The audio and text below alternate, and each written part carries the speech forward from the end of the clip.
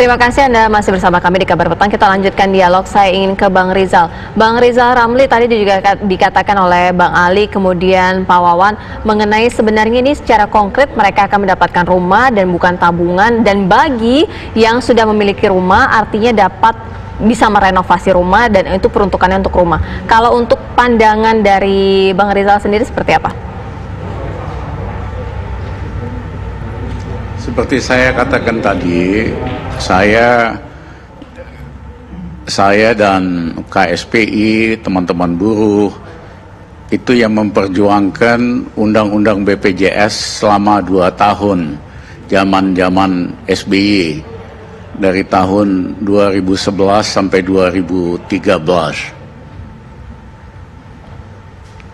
Sederhananya, perlu ada social security system supaya masyarakat, terutama golongan tidak mampu, bisa mendapatkan proteksi sosial,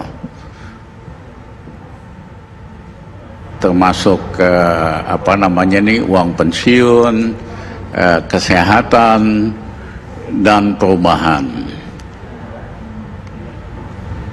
Jadi cita-cita untuk semua orang punya rumah itu cita-cita yang mulia sekali. Nah, dari awal BPJS itu modal awalnya memang dibuat kecil sehingga ada masalah di kemudian hari. Nah, yang kedua adalah ada 2 kontribusi pekerja dan kontribusi perusahaan. Di Singapura itu rasionya 1:5, perusahaan kontribusi 5 kali dari kontribusi dari pekerja. Di negara lain juga ada yang 4 kali dan sebagainya. Sehingga dana yang diakumulasikan menjadi sangat besar. Ya, Bang Rizal, kalau tadi Bang Rizal membacanya bahwa dana BPJS dari situ pendapatannya bisa dipakai untuk mensubsidi perumahan rakyat. Jadi kalau pengelolaan BPJS-nya benar dan kuat, sebetulnya tidak perlu memaksa supaya bayar 3% pekerja misalnya. Iya kan? Nah, jadi dari pengelolaan yang profesional dan menguntungkan, ada sisa dari social security system itu untuk membiayain perumahan rakyat di negara lain, untuk beli apartemen dan rumah, dan untuk pendidikan. Ya, jadi jangan kalau ada masalah itu langsung cari solusi, ya udah semua wajib bayar gitu. Kalau itu gampang banget merentah gitu loh. Merentah ya kan. Nah, jadi kita harus benahin semua BPJS sistemnya, karena waktu itu dipecah antara kesehatan dan tenaga kerja. Seharusnya bisa digabung dan kontribusi perusahaan bisa lebih besar, sehingga akumulasi dana yang terkumpul besar. Dan kalau pengelolaannya profesional, pasti menguntungkan ada dana untuk perumahan dan pendidikan. Baik, nanti saya juga akan tanyakan kepada Satu Pak lagi Wawan saya mau tambahkan mengenai tadi tanggapan dari Bang Rizal. Bang Rizal, tapi mohon maaf Ya. ditahan dulu karena Cicilan kita harus bunga, mendengarkan cicilan. kumandang Ya. azan maghrib untuk wilayah DKI Jakarta dan sekitarnya berikut ini. Selamat menjalankan ibadah sholat maghrib bagi Anda yang menjalankannya. Dialog kabar petang kami lanjutkan kembali. Ya, kita ke Bang Rizal. Bang Rizal, tadi ada poin yang penting disampaikan Bang Rizal bahwa seharusnya diselesaikan dulu BPJS-nya sehingga masyarakat tidak dibebani dengan iuran tapera ini. Artinya akan ada penumpukan beban yang diterima oleh masyarakat tanpa ada asas manfaat yang berlimpah. Ya, saya kira begini, kuncinya itu kan manajemen yang betul-betul profesional dan amanah. Ya, tetapi ada masalah struktural. Kita pisahkan BPJS ketenagakerjaan yang sangat menguntungkan, yang sangat banyak uangnya, dengan yang spending, yaitu kesehatan. Nah, harusnya itu kita gabungkan, tetapi harus diikuti dengan peningkatan kontribusi perusahaan. Sehingga kita selesaikan masalah ini sekaligus.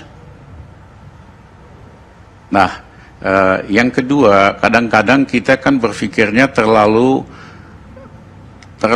terpecah-pecah, terkomentasi.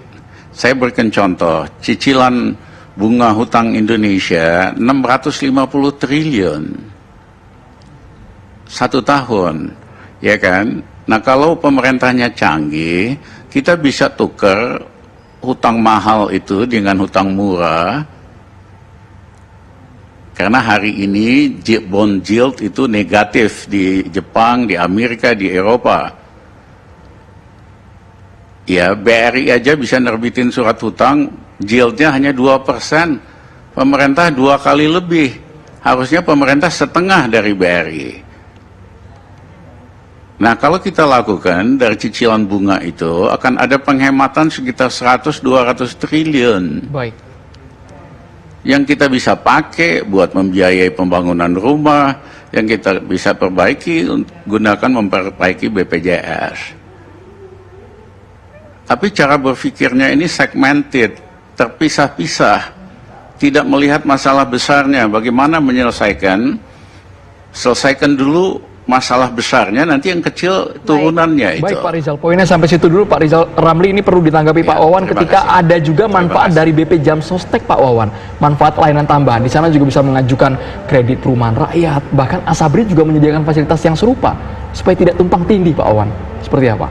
Ya, sebetulnya ini usulan ya, dan ya secara teknis dipersilakan peruntukannya mengajukan apa, diperuntukannya untuk apa. Kalau tapera ini kan memang khusus rumah. Nah, kalau yang lain bisa tergantung asesmennya seperti apa dan prakteknya tetap dia mampu nggak dia setelah di asesmen. Karena kita tidak ingin ada suatu tumpang tindih ya. Tapi pengawasan tuh yang sangat penting karena ini kita tidak ingin ada satu kehilangan trust ya. Dan dalam hal ini memang kita sudah juga sepakat ya dengan semua teman-teman dari penyelenggara negara untuk membuka ini kepada publik sehingga apapun yang dilakukan untuk penggunaan dan sebagainya tetap dibuka kepada publik sehingga tidak lantas ini ada satu politiking di balik ini semua, tidak. Dan kita lihat kalau soal asas manfaat semuanya program-program dan kebijakan pemerintah terus ditujukan sebesar-besarnya untuk kepentingan dari masyarakat yang ada. Karena tadi saya bilang bahwa angkanya, backlognya dari sisi perumahan itu 11,5 juta. Pertambahan per tahun kebutuhan rumah itu 400.000. Dan itu sangat mendesak mereka, soalnya masalah ini masalah yang sandang pangan papan. Itu kan menjadi suatu kebutuhan bagi mereka untuk ya, dipenuhi. Kemudian kemampuan dari sisa yang ada sekitar 7 triliun. 7 triliun ini hanya bisa untuk sekitar 86.000 rumah. Padahal kebutuhannya sekitar 300.000, ini kan kebutuhan yang mendesak. Nah itulah sebabnya maka kita ingin ada satu langkah-langkah dan kebijakan seperti Tapra ini adalah untuk mengcover itu. Dan kita setelah nanti jalan, 2021 kan jalan dari mulai. Tapi sekarang kan sudah ada uang sekitar 10,5 triliun dan 2,5 triliun sudah dikucurkan untuk tahap awal, baik itu untuk membangun sarana prasarana dan juga untuk gaji dari karyawan, dan itu nanti akan bergulir terus sehingga ini dalam tahap awal sudah ada suatu langkah-langkah positif, tinggal nanti assessment dari masyarakat untuk mengajukan itu berbasis pada data setelah di assessment di lapangan. Kita tunggu realisasinya Pak Wawan. Yang paling penting adalah transparansi, kemudian akuntabel. Tadi Betul. Pak Wawan juga Sekarang apa menjelaskan sih yang nggak terbuka, transparansinya, semua bisa lihat secara sistem juga sudah dilakukan, jadi tidak lantas kita berjalan di ruangan yang tidak bisa dibuka publik. Semuanya nanti di era sekarang ini keterbukaan itu yang terjadi begitu. Baik, terima kasih Pak Wawan Purwanto, juga terima kasih juga Bang Rizal Ramli, dan tadi juga bergabung bersama kami Bang Ali. Terima kasih Bapak-Bapak untuk waktunya dan informasinya bersama kami di Kabar Petang. Selamat petang.